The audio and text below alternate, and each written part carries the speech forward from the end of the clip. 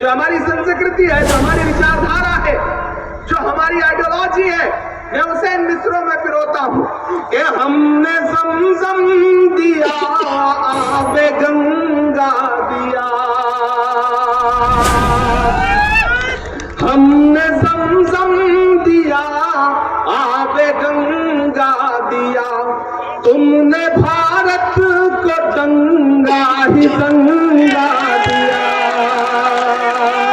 ऐसे काम नहीं चलेगा। वो जोश मुझे नजर नहीं आ रहा है जो नजर आना चाहिए।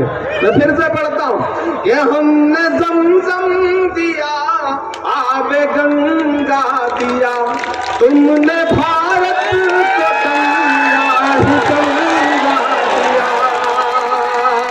और इस अहद की सबसे बड़ी सच्चाई अगर बोल सके आपका ये बेटा, आपका ये भाई, आपका ये दोस्त, तो सच्चाई पे मुहर लगाइएगा कि हमने ज़मज़म दिया, आबे गंगा दिया, तुमने भारत को दंगा ही दंगा दिया, तुमने एक रंग के ख्वाब देखे मगर, तुमने एक रंग के ख्वाब देखे मगर, हमने हिंदुस्तान को तिरंगा दिया।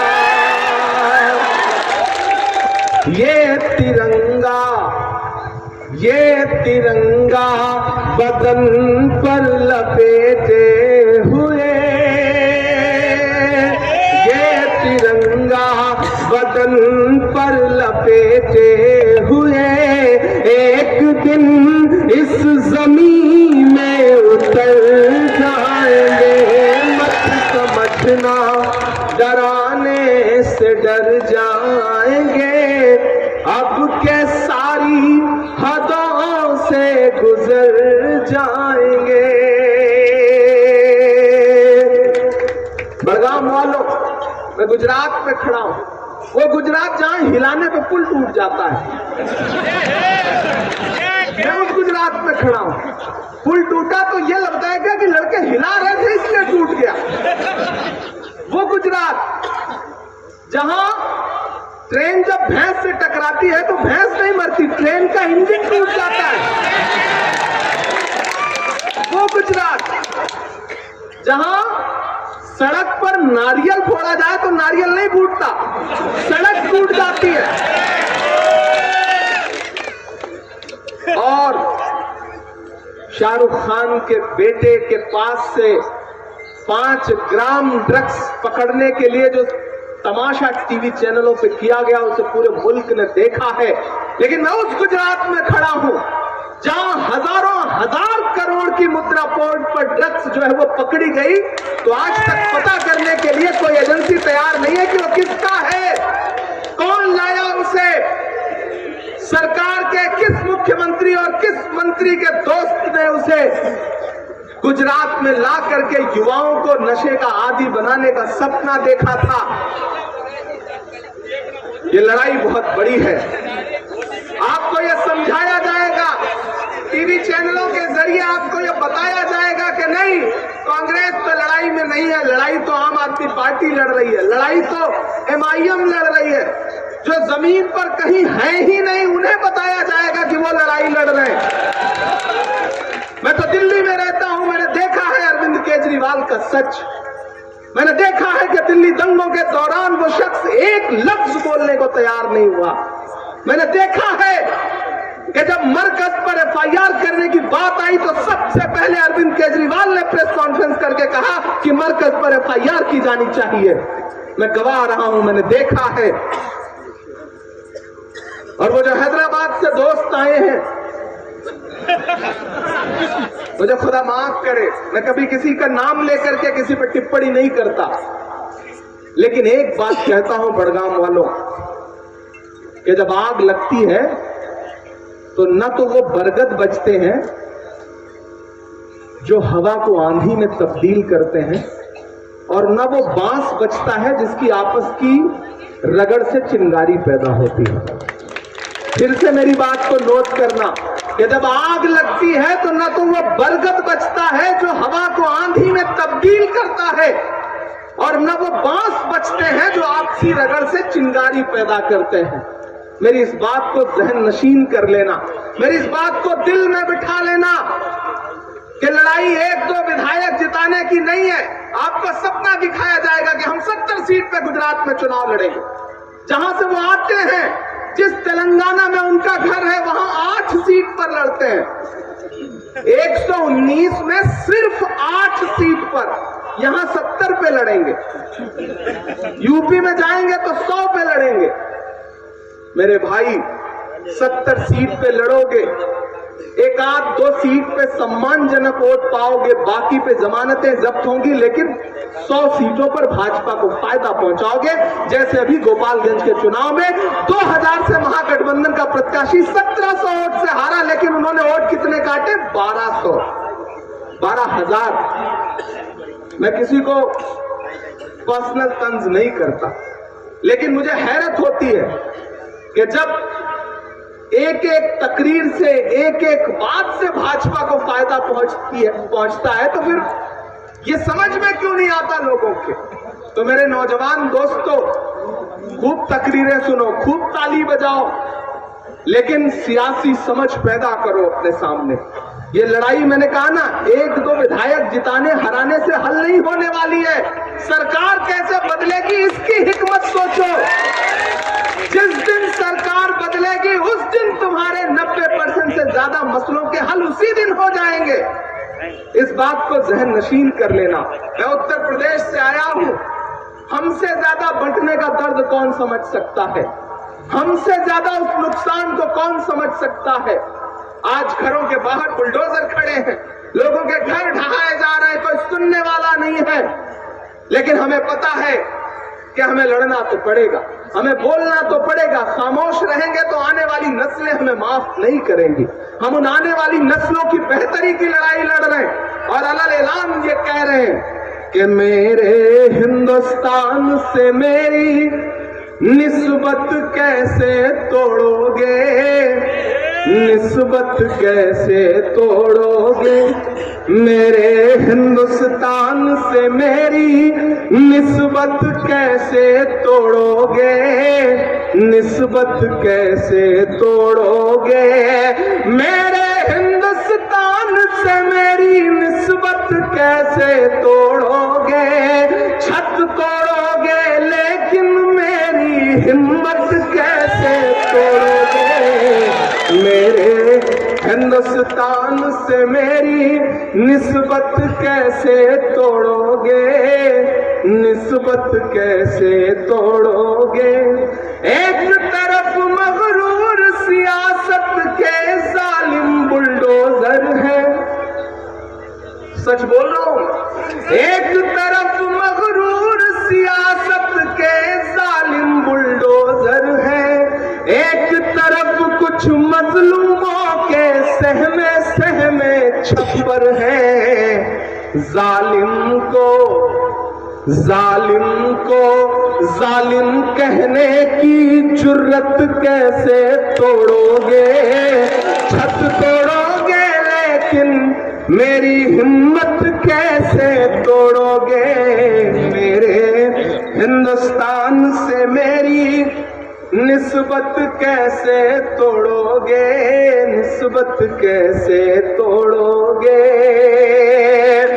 बड़गाम वालों, मैं बहुत चीख चिल्ला के अपनी बात नहीं कहूंगा। तू समझता है कि रिश्तों की दुहाई देंगे, हम तो वो हैं तेरे चेहरे से दिखाई देंगे। तू समझता है कि रिश्तों की दुहाई देंगे, हम तो वो हैं तेरे चेहरे से दिखाई देंगे। फैसला लिखा हुआ रखा है पहले से खिलाफ, आप क्या खाक अदालत में सफाई देंगे।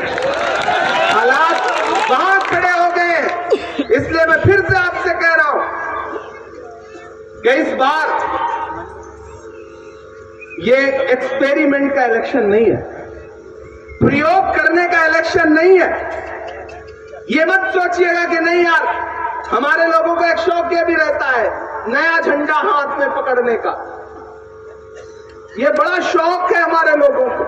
तो मैं आपसे ये कह रहा हूं कि ये वक्त वो वक्त नहीं है। तरीके और भी हैं, इस तरफ परखा नहीं जाता। तरीके और भी हैं, इस तरह परखा नहीं जाता। चिरागों को हवा के सामने रखा नहीं जाता। ये जो जिग्नेश है, ये आपके लिए एक चिराग है। इस चिराग को और बड़ा बनाइए, इसे मशाल बनाइए। मुझे पता है कि तारीख शब में आपके मसलों पर जलती रहेगी, पूरा यकीन है मुझे। इसे बचाइए, इसे मजबूत करिए, इसे ताकत दीजिए। और अगर आपने ताकत दिया तो मैं जानता हूं कि ये खड़ा रहेगा आपके मुद्दों पर, वो चाहे गुजरात की असेंबली हो या दिल्ली की जंतर मंतर की सड़कें हो, ये शख्स पीछे नहीं हटेगा। ये मेरा यकीन है, ये मेरा मसला है, मैं जानता हूं इस बात को। आखिर में मैं 2-3 बातें आपसे और कहना चाहता हूं, वक्त बहुत कम है। जिग्नेश ने कहा कि 10 बजने से 1 मिनट पहले बंद कर दीजिएगा, वरना सरकार बहादुर तो इंतजार में है कि कहां से मौका मिले। मुझे भी पता है सरकार बहादुर बहुत परेशान हो गए आजकल, बहुत परेशान हो गए। अभी उस दिन जब वो दूसरे दिन वहां गए, जब हॉस्पिटल की रंगाई पुताई हुई, तो मुझे लगा कि अगर मोरबी के पुल की सही से रंगाई पुताई हो गई होती तो हॉस्पिटल की रंगाई पुताई की जरूरत न पड़ती। और जब वो गए तो किसी पत्रकार साथी ने कहा कि इमरान साहब आप क्या कहेंगे।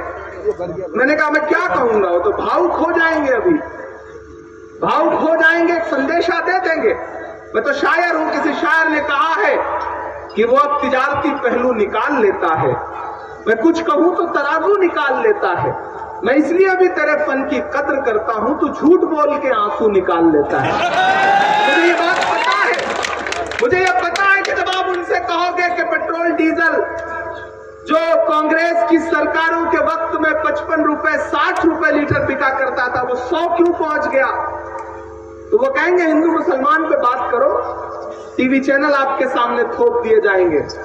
हैदराबाद से दिल्ली से लोग बुला के आपके सामने ऐसे खड़े कर दिए जाएंगे कि मजबूर होकर के आप उसी पे डिबेट करोगे। जब आप बात करोगे कि महंगाई पे बात करो, तो महंगाई पे बात नहीं करने दी जाएगी। मैं तो नया जिस दिन सांसद बन करके देश की पार्लियामेंट में आया, मैं तो उस दिन से गवाह हूं कि हमारे देश की वित्त मंत्री निर्मला ताई जी खड़ी हुई और उन्होंने कहा कि देश में महंगाई कहां है, महंगाई तो है ही नहीं। इतनी मासूमियत से उन्होंने कहा कि महंगाई तो है ही नहीं कि एक पल के लिए मुझे भी यकीन होने लगा कि महंगाई तो है ही नहीं। फिर मुझे मेरी ही नज़्म याद आई कि कहां सोया है चौकीदार, कहां सोया है चौकीदार, कहां सोया है चौकीदार, कहां सोया है चौकीदार। डीजल और पेट्रोल को देखो रहा सैकड़ा मार, कहां सोया है चौकीदार, कहां सोया है चौकीदार। गैस सिलेंडर की कीमत भी 1000 के पार, कहां सोया है चौकीदार, कहां सोया है चौकीदार। पहला बंद करता हूं कि चाय बेचने वाला पूरा भारत बेच रहा है। सच बोल रहा हूं ना, मैं सच बोल रहा हूं ना, कि चाय बेचने वाला पूरा भारत बेच रहा है। इसी काम में हासिल उन्हें महारत बेच रहा है। रेल बिक गई, तेल बिक गया, बिका हवाई अड्डा। रेल बिक गई, तेल बिक गया, बिका हवाई अड्डा। सब कुछ बिकता देख के खुश हैं अपने जेपी नड्डा।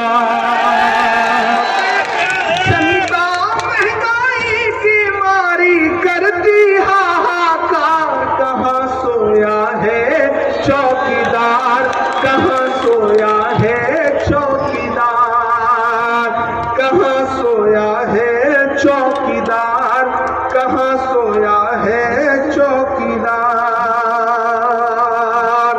लेकिन अलग ऐलान के कह के जा रहा हूं, जिग्नेश मेरे भाई इधर आओ। आवाम का है, किसान का है, सवाल लोगों की जान का है। ये जो आप हाथ देख रहे हैं ना, एक दूसरे का जो हाथ हम लोगों ने पकड़ा है ना, अगर ये हाथ आपने और मजबूत कर दिया तो ये हाथ सिर्फ बड़गाम तक महदूद नहीं रहेगा। इस हाथ की ये जो तपिश है और इस हाथ की जो ताकत है, हम इसे पूरे हिंदुस्तान में लेकर के जाएंगे और जो सपना आपने देखा है मजबूत करेंगे, उसे ताकत देंगे। और ये कहेंगे आवाम का है, किसान का है, सवाल लोगों की जान का है जो भी शामिल है, जो भी शामिल है, जो भी कातिल, उन्हीं से इसका हिसाब लेंगे। सनद रहे सब हिसाब लेंगे, सनद रहे सब हिसाब लेंगे, सनद रहे हम हिसाब लेंगे। जमहूरियत को कुचलने वाला ये काम तेरा नहीं चलेगा। यहाँ पे हिटलर मुसोलिनी सा निजाम तेरा नहीं चलेगा। गुरूर वाली नुमाइशों से, तुम्हारी हर एक साजिशों से, तुम्हारी जेलों की ऐसी तैसी डरावत आज़माइशों से। लहू लहू इनकलाब लेंगे, लहू लहू इनकलाब लेंगे, शहरज़दा आफ़ताब लेंगे, तुम्हीं से आली जनाब लेंगे। सनद रहे सब हिसाब लेंगे, सनद रहे सब हिसाब लेंगे, सनद रहे सब हिसाब लेंगे। रसूल भाई, हबीब भाई, भरत सिंह जी, अशरफ भाई, शरीफ अहमद साहब, अब्दुल भाई, शहनवाज शेख और जितने बाकी साथी हैं, और खासतौर से पूरे माइनॉरिटी डिपार्टमेंट का एक बार फिर से शुक्रिया अदा करूंगा। क्योंकि वक्त की पाबंदियां हैं, नहीं मैं तो चाह रहा था कि मैं पूरी रात आपको सुनाता रहता और आप सामने ऐसे बैठे रहते। लेकिन मैं आपसे वादा कर रहा हूं, आप जिग्नेश के साथ खड़े होइए, हम एक ऐसी शाम फिर जुटाएंगे जब पूरी रात सिर्फ शायरी होगी, सिर्फ आपसे गुफ्तगू होगी, आपसे बातचीत होगी। ये मेरा आपसे वादा है। आप परसों जिग्नेश के साथ उनके नामांकन में खड़े होइए, मैं फिर आपके दरमियान आऊंगा। परसों हमारा साथी कन्हैया भी आ रहा है और भी कुछ दोस्त आ रहे हैं। कन्हैया आपसे गुजारिश रहेगी कि जिग्नेश का साथ दीजिए, आप जिग्नेश का साथ देंगे, हम वादा करते हैं कि हम आपके साथ खड़े रहेंगे। कांग्रेस की सरकार बनाइए गुजरात में, गुजरात बदलने जा रहा है। मीडिया के झांसे में मत आइएगा, भाजपा के बाकी दोस्तों के झांसे में मत आइएगा। गुजरात में परिवर्तन होने जा रहा है और इस बार परिवर्तन की आहट बड़ी खामोशी के साथ दिल्ली तक पहुंच रही है। दिल्ली के पत्रकार ये बात कह रहे हैं। एक बार फिर से आप सबका बहुत सारा शुक्रिया, बहुत सारी मोहब्बत है। बहुत बहुत शुक्रिया। हमारे